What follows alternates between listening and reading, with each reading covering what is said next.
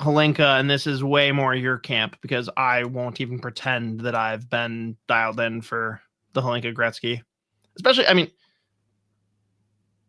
I feel bad saying it, but if Team USA sent any of their guys, maybe I'd care.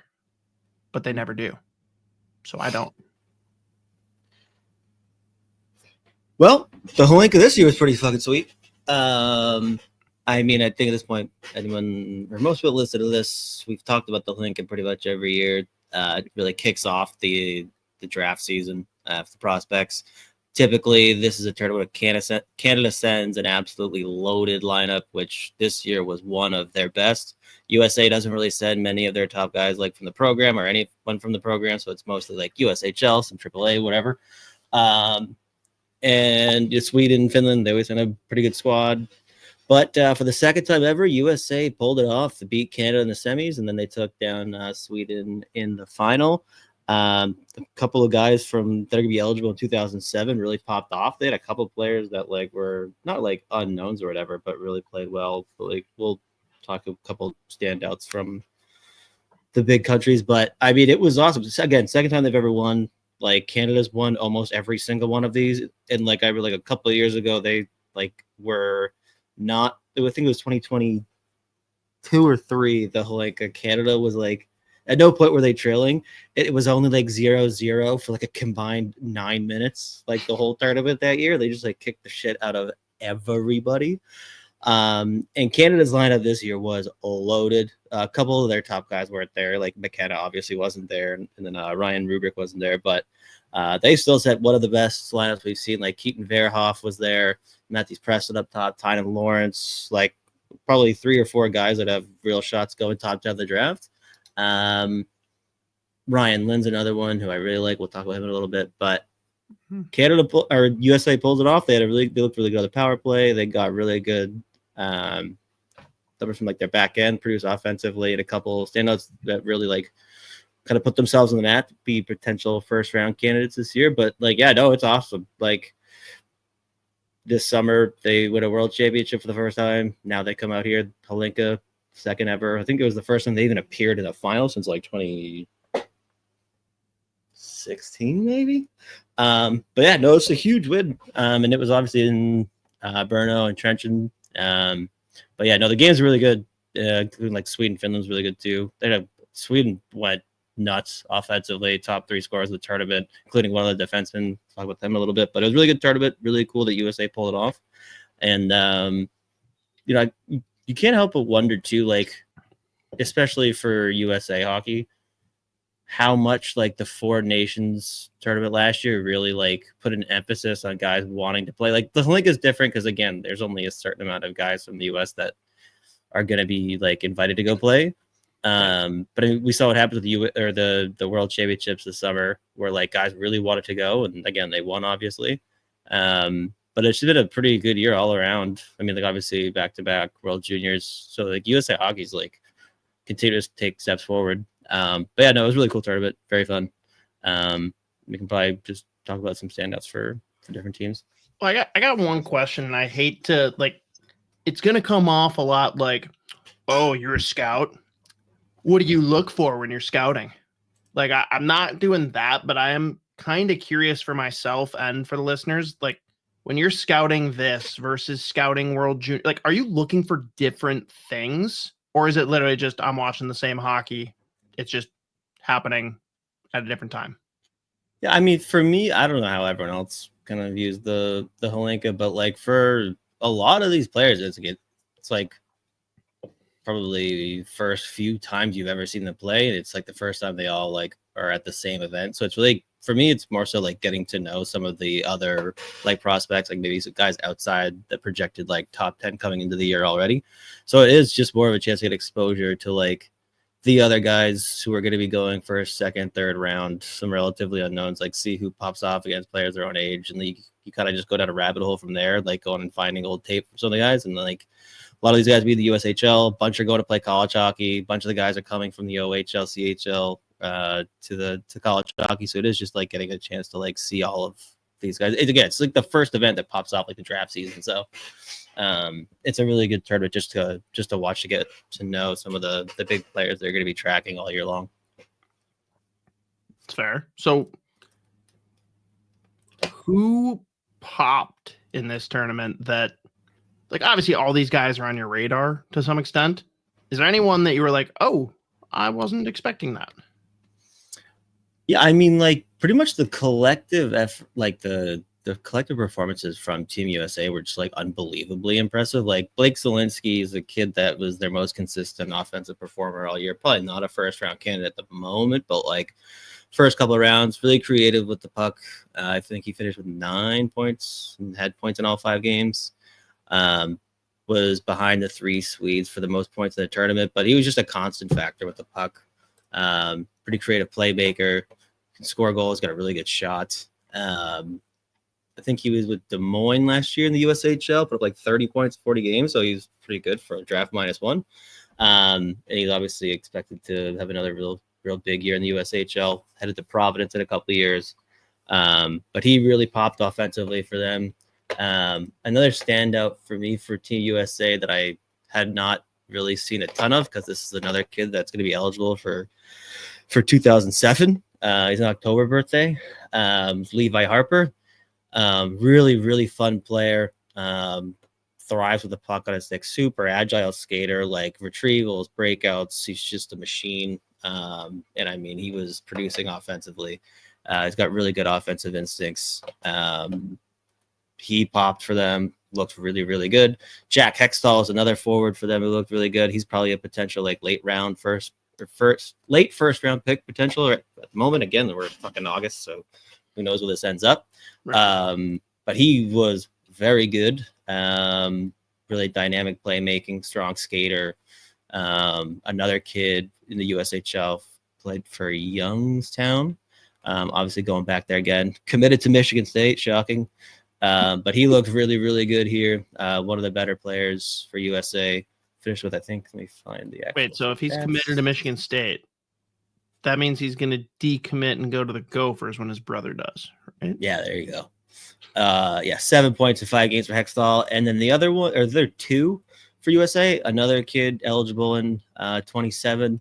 Noah Davidson was an absolute machine. Like pretty much every time he touched the puck, he was making things happen. 6'3" forward, dynamic offense. Again, November 08, so he's eligible at 27. But he's headed to Medicine Hat, WHL.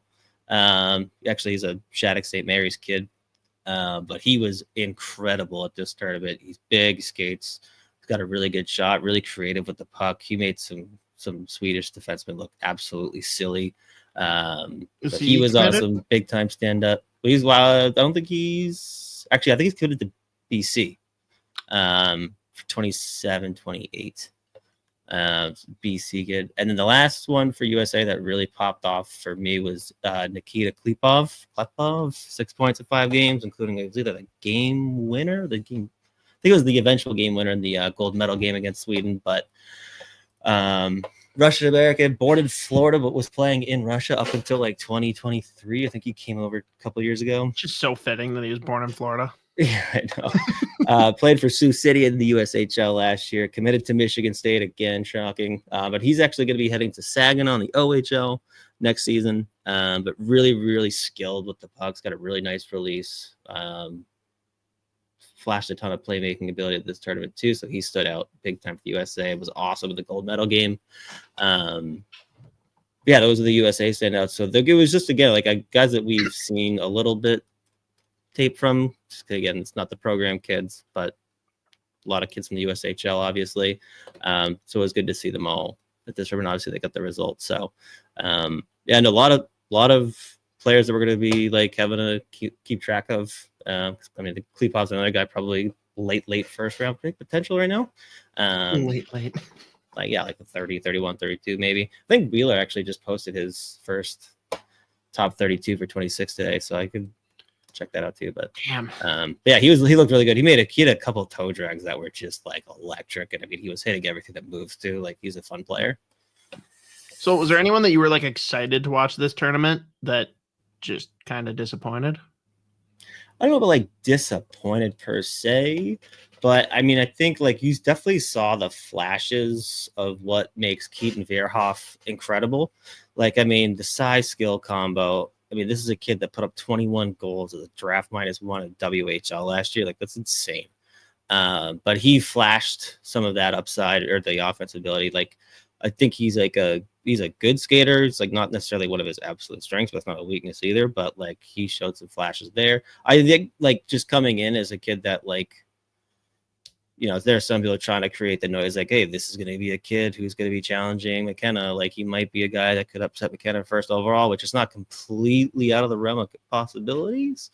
Like he is that tier of player, but like I just don't know if anyone's really going to be able to top whatever McKenna's going to do this season. But yeah, I don't think there was that many there wasn't any games where like Veerhoff was just like taking over from the back end. But like pretty much every game you saw flashes of what makes him great. Like the ability for like how young he is, his size, like the upside just offensively. And I mean, he's not afraid to throw the body around, obviously, when you're that size. But saw flashes. I probably was expecting a little bit more of like a dominating presence. Another one from Canada that like I don't really know, wouldn't say like it was like a disappointing tournament. Like you were just like expecting him to like put up like double-digit points and potentially lead the tournament points. Is Tynan Lawrence, who was USHL playoff MVP last year. It's draft -1 for Muskegon, which is obviously very impressive. That being said, he made a ton of he was very noticeable in like different areas of the game, like in the neutral zone, even like chipping in defensively, like big hits, physical, played with pace, high energy, which just wasn't finding the back of the net as much as you probably would have expected him to, but like still looked really good. Still probably a kid that's looking at top 8 potential here. But those were two that you probably were expecting to like potentially even like lead the tournament points or like really pop off. That like again, you saw the flashes. Like I didn't really come away with like being like, wow, that was just a bad tournament. Yeah. Where's Lawrence going? Tyler Lawrence, he's going. Where did he? Is he? He might be committed to BU. Let me check again, actually, because that's going to drive me nuts. Muskegon. Wow, yeah. Why wouldn't my computer freeze? That'd be weird if it didn't. I think I'm like 90% sure it's BU, which means it's not BU.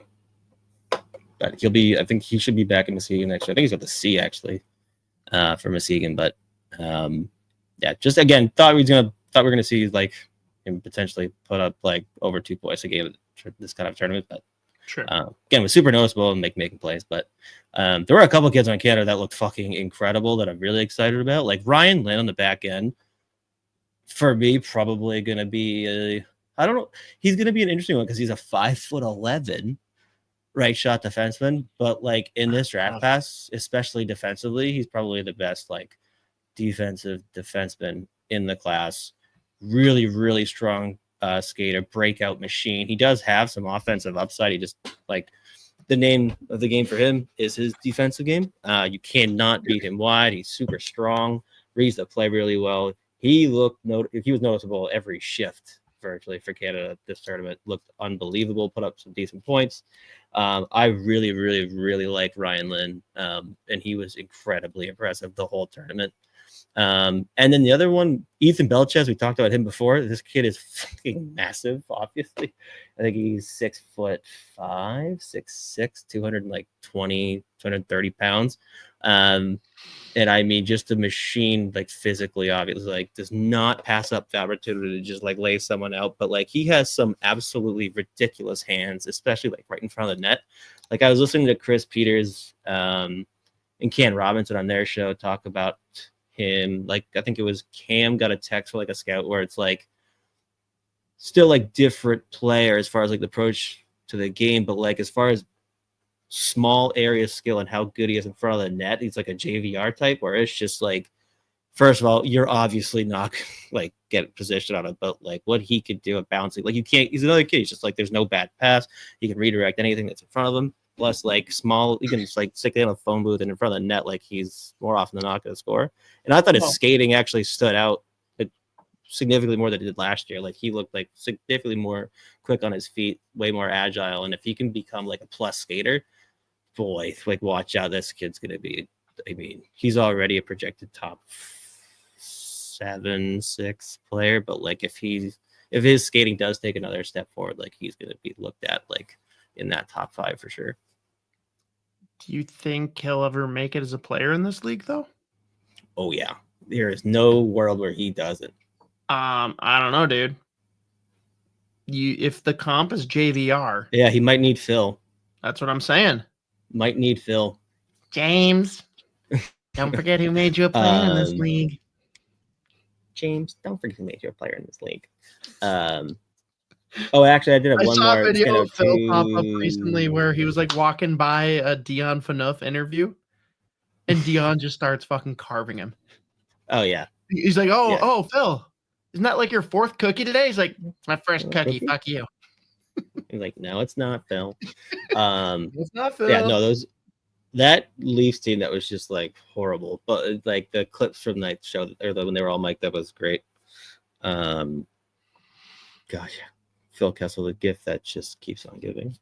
But last big standout for Canada, another kid that I'm a huge fan of, Matisse Preston. Like, holy shit, he like another kid every time he touched the puck, he was making plays, flies around the ice, bit undersized, like 5'10", 5'11", super skilled, has a great shot, unbelievably smart player, really effective along the wall.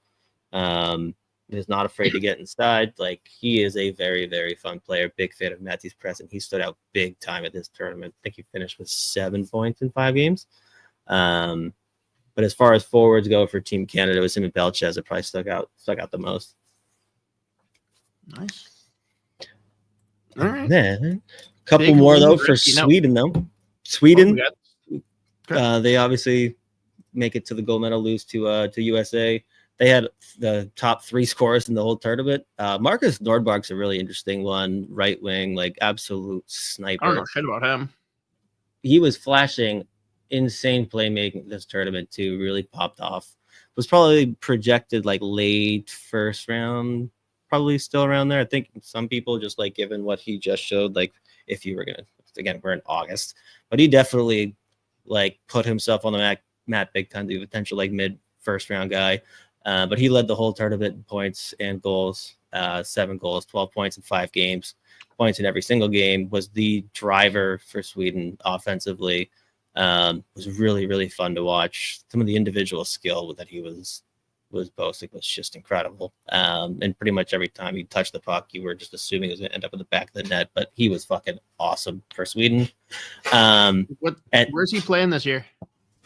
Marcus Nordmark, is he one of the U-Garden kids? Yeah, he's a U-Garden kid. Shocking. I feel like, is that just where everyone plays this year? I mean, like U-Garden every year they've got one of the most insane like prospect pipeline. Like as far as like NHL talent, they produce every single year. Like even in like drafts where like there's not a ton of guys from Sweden going the first round, like almost every fucking kid on their J20 team ends up going at some point like second, third, fourth, fifth round. Like they just all they do is just produce draft picks. How does it work over there? Like I genuinely have no idea what the process is. Is it just like pure free agency? Is there a draft? Is it regional? Like how do you determine what team you're on? Yeah, I mean, generally like starts regionally, but like, I mean, kids get plucked when they're like super young. Plus you've got like, there are some teams like, what teams do it a lot? Mora, IK, like Modo, they'll get a kind of, they've been like dipping into like the kids from like Norway, in some of those other countries, like even like your some kids garden from though, compared to other teams, like is it like, hey, people that are in this region of Sweden are our players, or is everyone in Sweden like drafted into J20, SHL, whatever? Like I have no idea. Yeah, I don't even know if there's like actually a draft over there.